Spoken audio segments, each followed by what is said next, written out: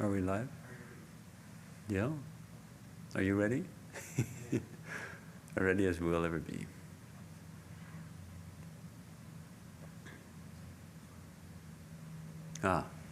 Good. Welcome. Our topic for this class, usually this is Swami Sarvadevananda's class, Shanti Gita, but tonight we're doing Upanishadic meditation, and we'll start with a peace chant. And since we're going to be looking at a verse from the Brihadaranyaka Upanishad, a few verses, we're going to chant the Purnamada peace mantra. If you know it, you can. Do you know it? Let's see. Om Purnamada Purnamidam Purnat Purnamudachyate Purnasya Purnamadaya Purnamevavashishyate. Om Shanti Shanti Shanti. Om, that, meaning that Brahman is infinite. This, idam, universe also is infinite. The infinite universe emanates from the infinite Brahman. Assimilating the infinitude of the infinite universe, the infinite alone remains.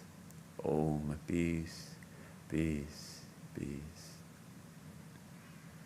Often the Upanishads speak in such poetry and paradoxical language.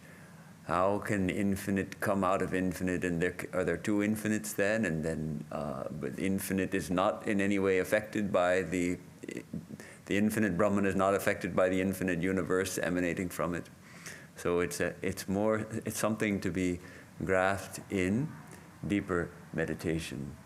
So that's the real aim of the Upanishads is, as we come close to the teacher, we learn about who we truly are and the truth of what is ultimately and truly and eternally real.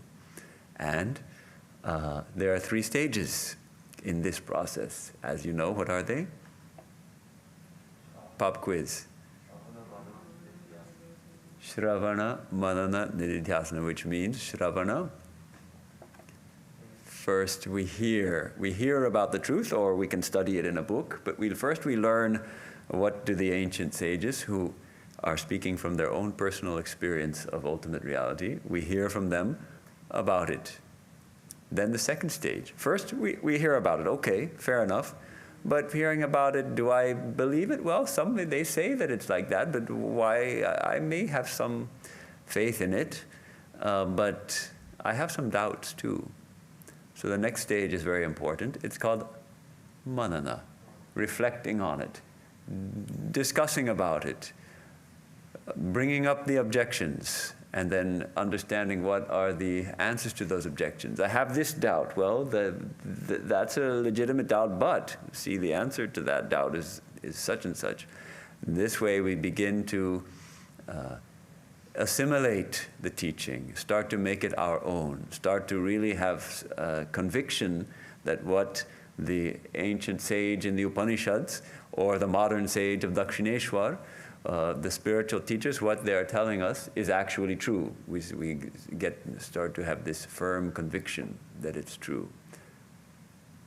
That's a great step forward. And Swami Swahanandaji used to say that a firm conviction itself is a kind of realization. It's a kind of realization when we get this firm, rock-solid conviction in the truth that is taught by the scriptures and by all the illumined saints and sages of history. But that still doesn't make us illumined. Actually, the final step then is nididhyasana, to meditate.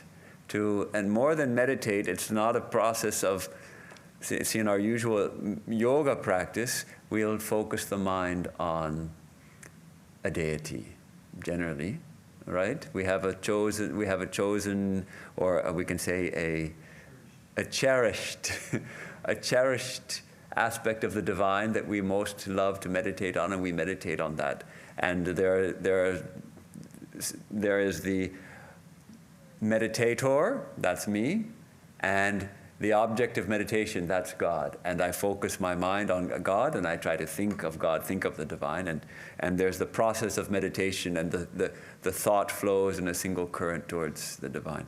This kind of meditation is a little different. It's more like we have to grasp the truth expressed in the Upanishads and embody it and realize that we are that infinite reality. So it's a process of grasping who we are with the help of the teachings. And so the idea behind this particular class called Upanishadic meditation, well, my idea for this class is that we take some powerful verses from the Upanishads and read them, study them, and then in the course of the class, after 10 minutes of looking at a verse, then we meditate for 5 minutes. And it's just, of course, in 5 minutes, that's not much, but it's a way to practice this nididhyasana, this idea of meditating on the truth expressed in the Upanishad. And this is really the way to study the scriptures. When we're studying the scriptures, we read a passage, we reflect on it, and then we make the mind we try to make the mind still, try to grasp, try to realize, to embody that truth which is being expressed by the teaching of the particular verse or verses of the Upanishads. So we've done this before a few times, and today I wanted to look through this discussion in the Brihadaranyaka Upanishad between Yajnavalkya, the sage, the rishi, Yajnavalkya, and the emperor, Janaka. And the Brihadaranyaka Upanishad has a lot of conversations between the two of them. And in fact, once Yajnavalkya had offered Janaka a boon, and Janaka asked for the boon that he may, at any time, whenever he wants, he can ask Yajnavalkya a question. So that boon was, and that's mentioned here in this introductory verse. He said once Yajnavalkya went to Janaka the emperor, but thought to himself, I'm not going to say anything. I don't want to speak. I'm just visiting him. But Janaka reminded him of the boon. And so he asked him a question, and Janaka had to answer because he had granted him this boon. And let me open the Nikhilananda translation, which is beautiful. We may do some of the Sanskrit, but there's a lot of Sanskrit. This is a series of 7 verses.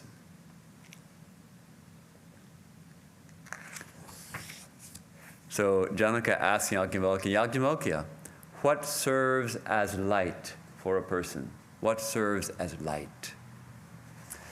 And of course, light. What is the Kim Jyotir Ayam Purusha? Yajnavalkya, he asks him, Yajnavalkya, Kim Jyotir Ayam Purusha? For a person, what is light? How do we perceive? How do they perceive? And Janaka answers, Aditya, the sun. It is the sun, O emperor, that serves as light. For with the sun as light, a person sits and goes out, works, returns, does everything by the light of the sun. Let's think back for a moment that we're imagining 1,000 years ago, or perhaps 3,000 years ago, when this conversation took place. We can't be sure, but certainly many, many centuries ago, before there was electricity or any of these things. We had the sun, we had the moon, we had the stars, we had fire, we had little lamps, burning candles or oil, and that was it as far as light goes. We're so used to having electric light now, it's sometimes hard to imagine, hard to remember how much the day was tied to the cycles, the natural cycles of the sun and the moon and all of that. So Janaka is happy. He says, yes, just so, Yajnavalkya. Yeah, right, you have said it correctly. It is indeed, as you say, we do things by the light of the sun. But Yajnavalkya, what about when the sun sets? What then serves as light for a person? What then when the sun sets? When the sun sets, it is the light of the moon that serves as light for a person. It is by that light that a person sits, goes out, works, and returns. And Janaka agrees. Just so, Yajnavalkya, yes, the light of the moon. But Yajnavalkya, what about when the moon also sets? The sun has set and the moon has set. What serves as light for a person? And Yajnavalkya says, fire serves as the light. For with fire as light, he or she sits, goes out, works, returns. So even with the light of fire, which we can include a little oil lamp, right? A little ghee lamp, or a little clay lamp with a little wick in it, and by the light of that fire, we can do so much. That serves as light. Now, of course, you can guess that Janaka keeps going in this direction. He says, well, when the sun has set, Yajnavalkya, and the moon has set, and the fire has gone out, what serves as light for a person? And Yajnavalkya says, speech, vak. Speech serves as light, for it is by speech, with speech as light, that a person sits, goes out, works, and returns. And then he gives a little additional explanation here. Therefore, Your Majesty, when one cannot even see one's own hand, yet when a sound is uttered, one can go there. Have you ever been in that kind of darkness? It's amazing when it's so dark that you can't, if you open your eyes or close them, no difference. So you put your hand in your face, no difference. It's even darker than, starlight actually becomes quite bright in that kind of, when the sun has set and the moon has set and all fire has gone out. Even he skipped stars here, because there's enough starlight at least to see the path a little bit in Mayavati, where I stayed for a couple of years. At night, there are no towns nearby, so there's no electric light, and all the lights of the ashrama are out at night.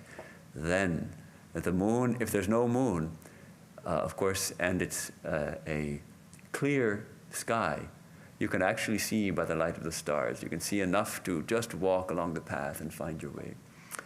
Stunning. If, however, it's overcast, then you get that real darkness, which you can't see anything. But still, then, sound serves as light, explains Yajnavalkya. And Janaka again agrees. Just so, Yajnavalkya, he agrees, yes, I understand it. And then, of course, he asks this most important question. When the sun has set, Yajnavalkya, and the moon has set, and the fire has gone out, and speech has stopped, speech has been stilled, what serves as light for a person? Then he says,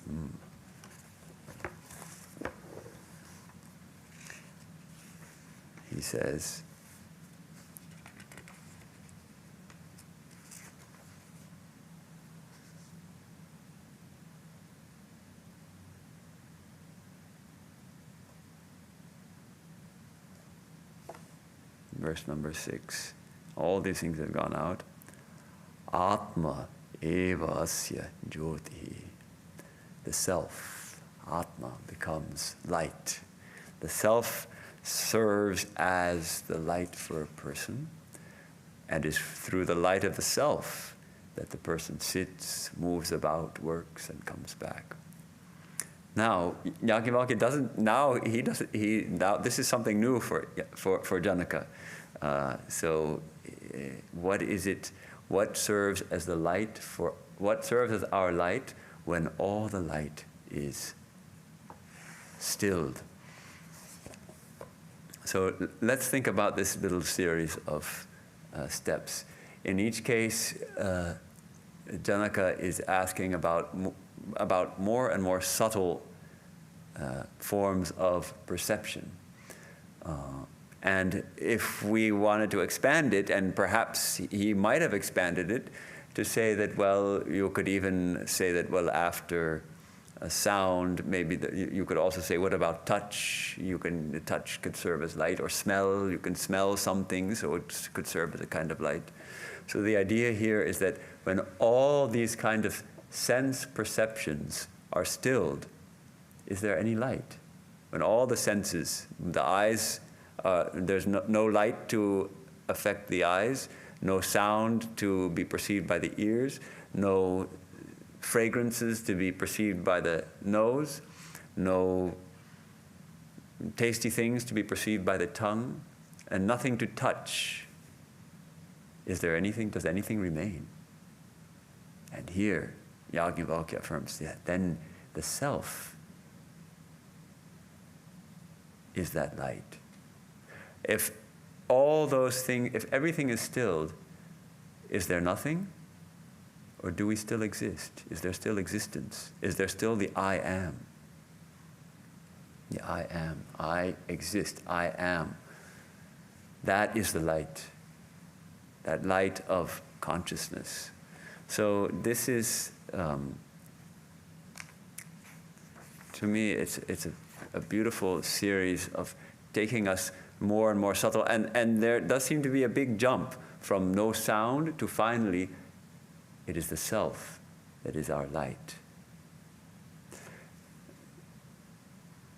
The Vedantic idea is that actually, it is always the self that is our light. It is always the self that is our light.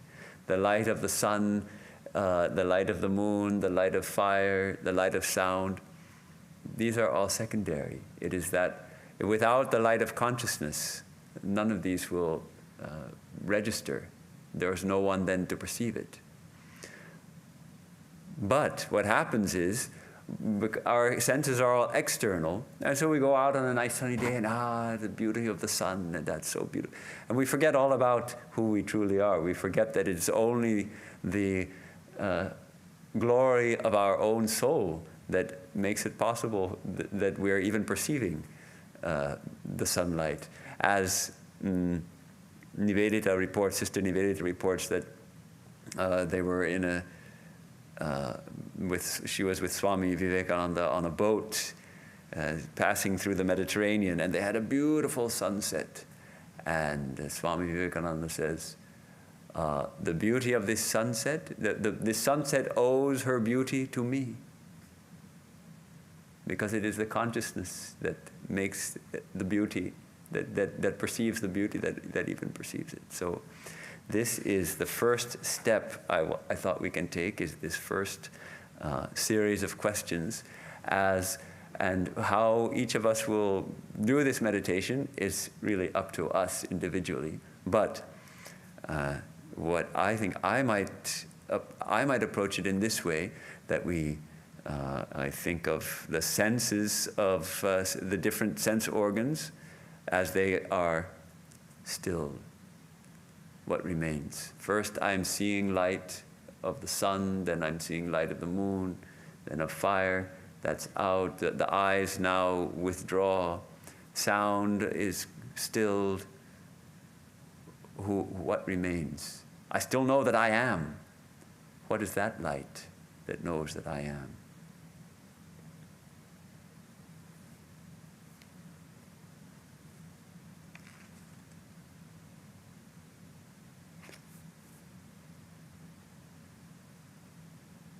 Shall we? About 5 minutes?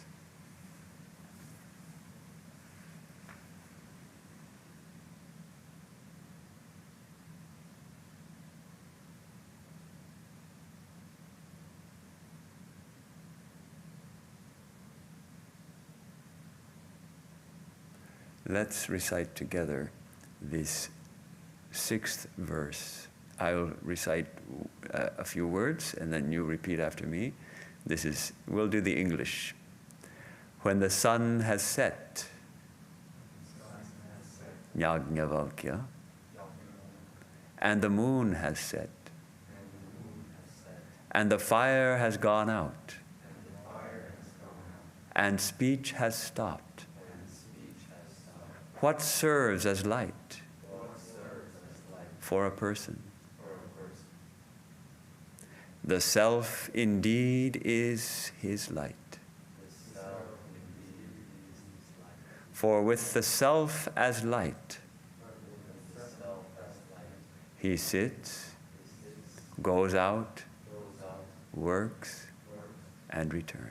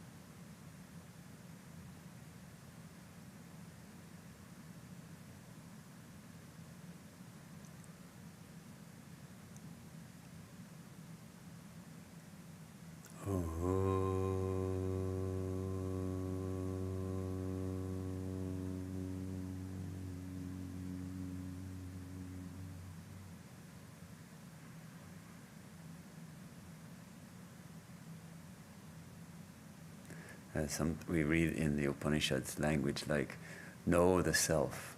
But this is a little bit misleading, because ordinarily when we think of know something, we have me and something I know, like I know this book, or I know this table, or I know a person. There's two things. But when we know the self, the self is not an object separate from us. The self is our true self, our true, the real me.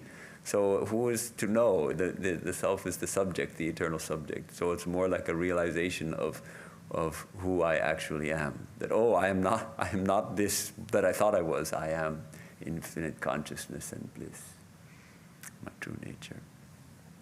I thought of sharing, just because Swami Vivekananda is so humorous, he was writing a letter to Josephine MacLeod, one of his close friends, and he's writing from Darjeeling. And he writes, "What enlightens your insides on a dark night when the fire god, sun god, moon god, and star goddesses have gone to sleep?" So he's obviously referring to this conversation. And then he says, he's joking now, he says, "It is hunger that keeps my consciousness up, I have discovered. Oh, the great doctrine of the correspondence of light. Think how dark the world has been all these ages without it, and all this knowledge and love and work and all the Buddhas and Krishnas and Christs. Vain have been their lives and work, for they did not discover that which keeps the inner light when the sun and moon were gone into the limbo for the night. Delicious, isn't it?" So why he's just filled with fun. At the same time, he has realized that light of lights, which is his true self. And he used to love that verse, "There the sun shines not, and there the moon shines not," which I thought we could take up next, actually.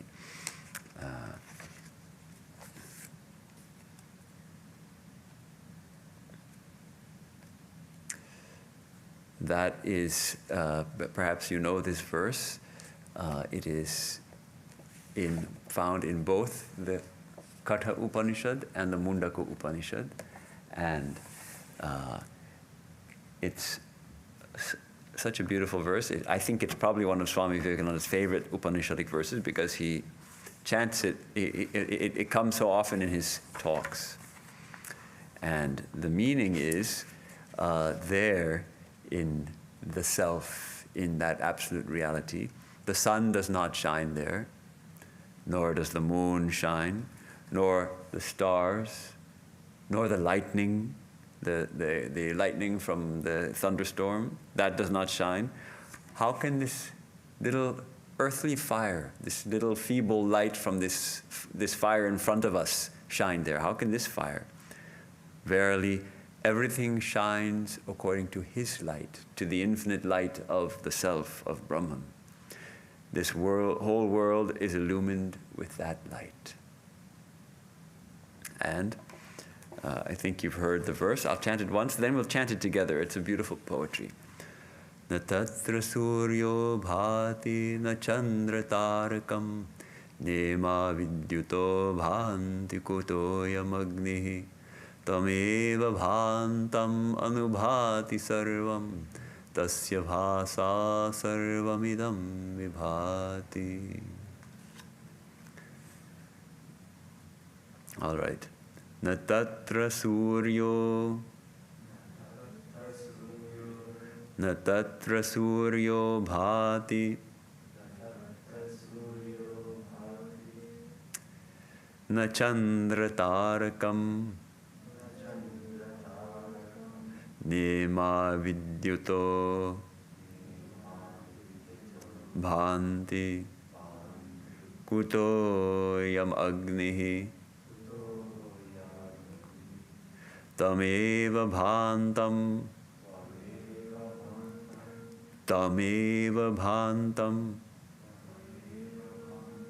anubhati sarvam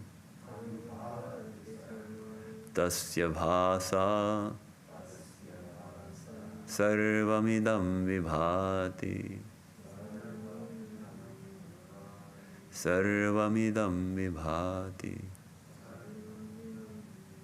Okay, natatra, not there, suryaha, the sun, bhati, shines. It's very simple Sanskrit. Natatra suryo bhati, not there, the sun shines. Nachandra, not the moon. Tarakam, the stars, not the moon or the stars. Nema, na ima, not vidyuto bhanti, not this lightning. Vidyutaha, vidyut, vidyuto bhanti, that doesn't, these lightnings don't shine there. Kuto, how can ayam, this agnihi, how can this fire shine there? Tam eva, that alone, bhantam, shining. Anubhati sarvam, everything else shines, all this shines.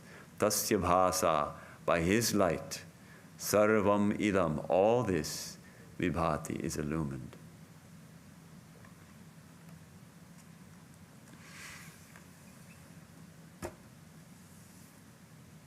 Let's see if we have a little bit of a more attractive translation. Probably should have looked for.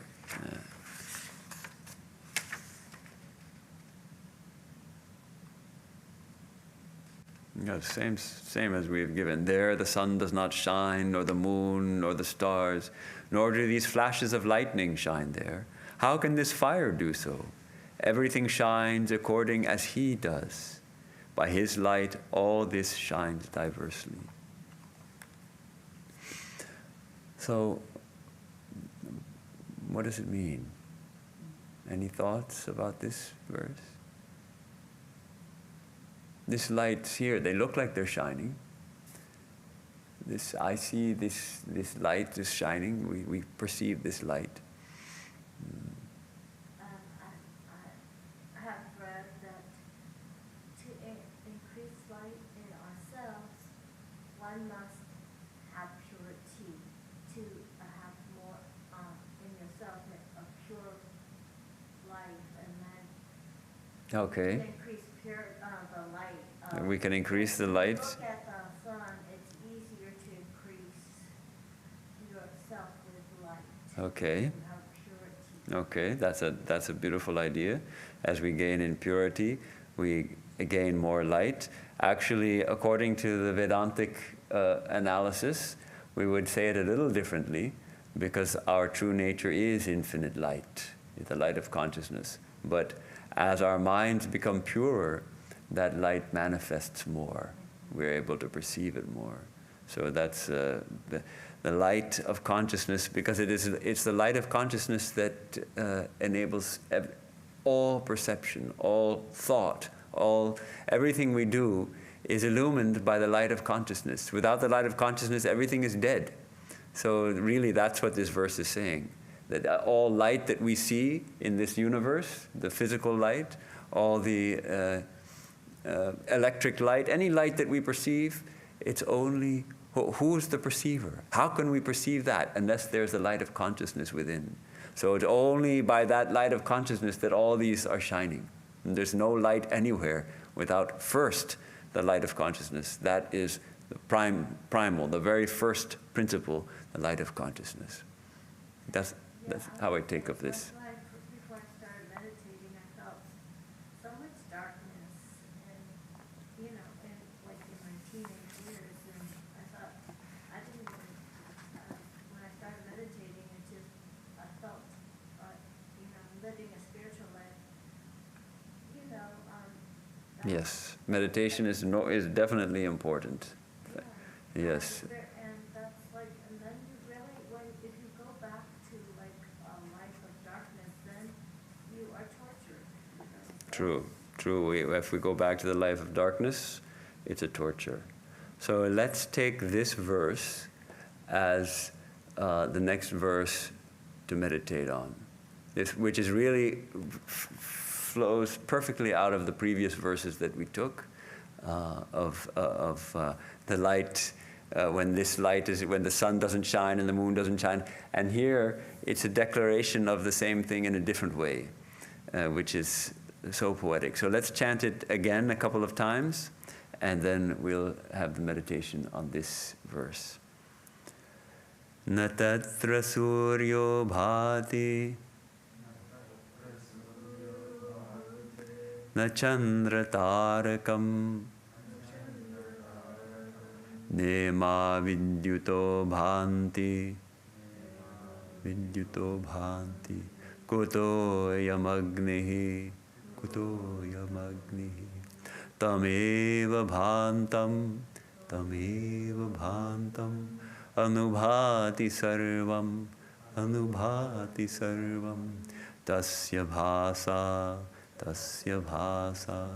sarvamidam vibhati.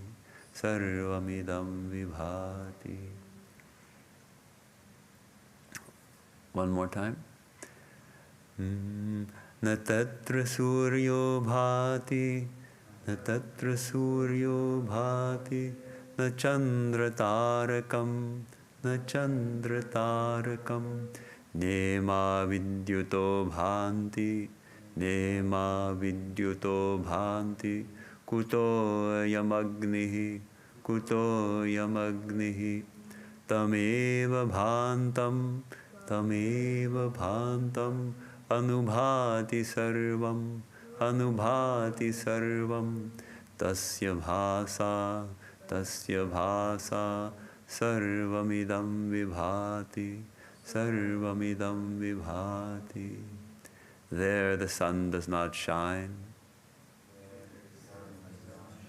nor the moon, nor the stars, nor do these flashes of lightning shine.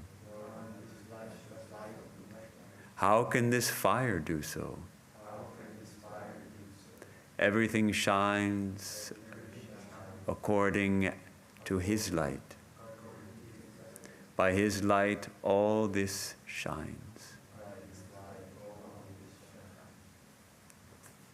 His light, which is also our light, the light of consciousness.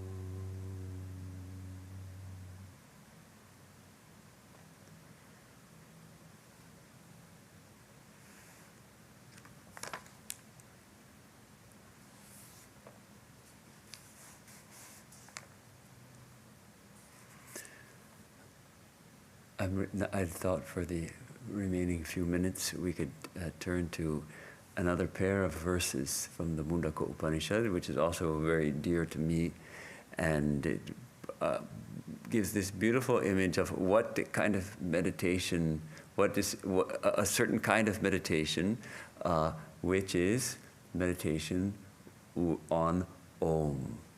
Meditation on Om. Om is that root sound from which this whole universe, the root vibration from which everything has come out.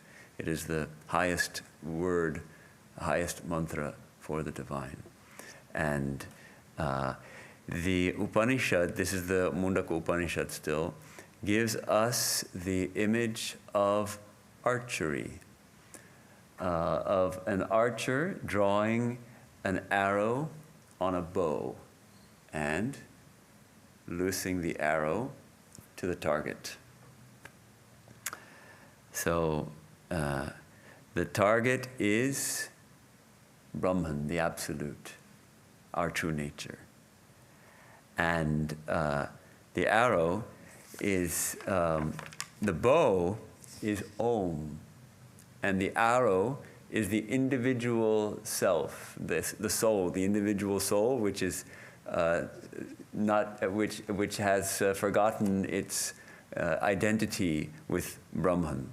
The Brahman is the target, and drawing the bow and releasing the arrow, what happens to the arrow? It becomes one with the target.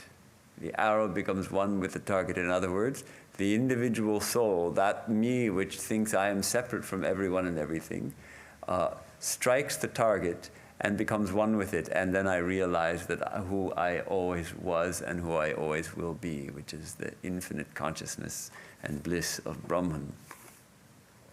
So the Upanishad says, taking hold of the bow, the great weapon known Mahastram, the great weapon of the Upanishads, one should fix on it an arrow sharpened, a sharpened arrow. How is the arrow sharpened? By repeated meditation and spiritual practices. By repeated meditation, that arrow becomes all the sharper. And then drawing the string, hit that target, which is the imperishable, the undying, the infinite Brahman, with the mind absorbed in its thought. And in order to keep the time short, we'll chant just the second of these two verses. The second verse says, Om is the bow, the soul is the arrow, and Brahman is called its target. It is to be hit by an unerring person. One should become one with it, just like an arrow. Now, I was thinking about this. When we use a bow to shoot an arrow, it gives tremendous force to the arrow, doesn't it? It's extremely powerful. And yet, actually, all the force is given by the archer. The bow only concentrates that force into a very brief instant of time. The archer draws back the bowstring and the bow compresses, right? But the archer may take 1 or 2 seconds or 3 seconds to pull back the bow. And when she releases the bowstring, immediately. So all that force is then condensed into one instant and put onto the arrow. So I was wondering how this applies in this verse also, that actually the Om is the bow, but we also have to give the force of concentration to draw back that bow. It is we are actually giving the force to it, and then Om condenses that force into one shot, and we fire ourselves, as it were, into the target and become one with it. Pranava is another word for Om. So the verse starts with Pranava. Pranavo dhanuhu sharo hi atma Sharaha is the arrow. The arrow is, so Dhanuhu is the bow, Pranavo Dhanuhu, Om is the bow, Sharo Hyatma, Brahma Talakshyamujjate. Brahma Talakshyamujjate. Brahma Talakshyamujjate. Brahman is said to be the target. Apramatena Vedhavyam Sharavat Tanmayo Bhavet. Sharavat, like the arrow, one should become one with Brahman, apramatena, by one who is unerring.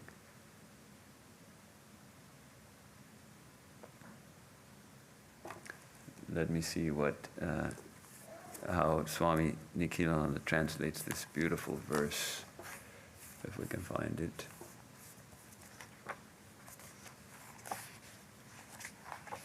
Maybe not.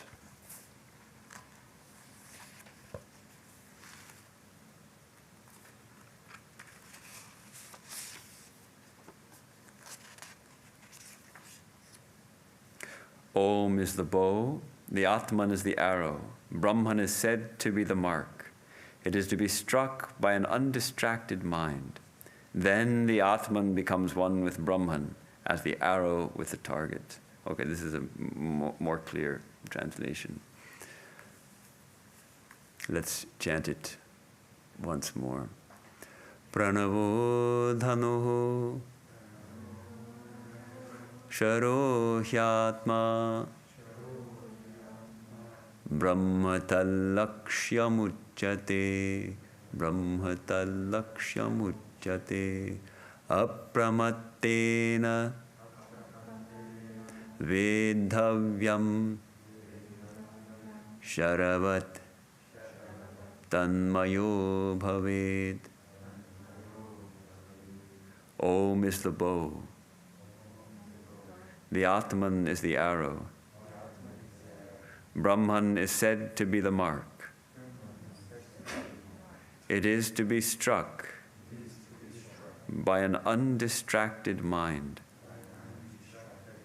Then the Atman becomes one with Brahman, as the arrow with the target.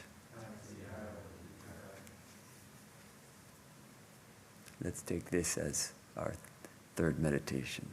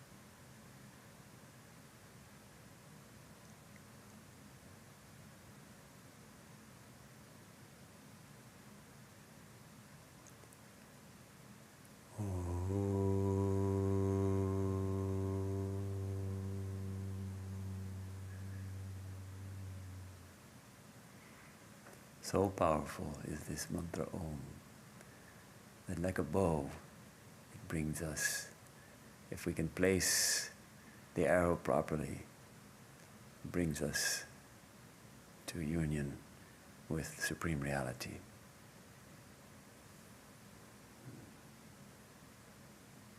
That we have covered an hour. I thank you for this opportunity to share some of my favorite verses of Upanishads with you and to meditate together. Om asato ma sadgamaya tamaso ma jyotirgamaya mrityorma mritangamaya aviravirma idhi rudrayate dakshinam mukham tena mam pahi nityam. Om shanti shanti shanti. From the unreal, lead us to the real. From darkness, lead us unto light. From death, lead us to immortality. Reach us through and through ourselves, and evermore protect us from ignorance by thy sweet, compassionate face. Om, peace, peace, peace.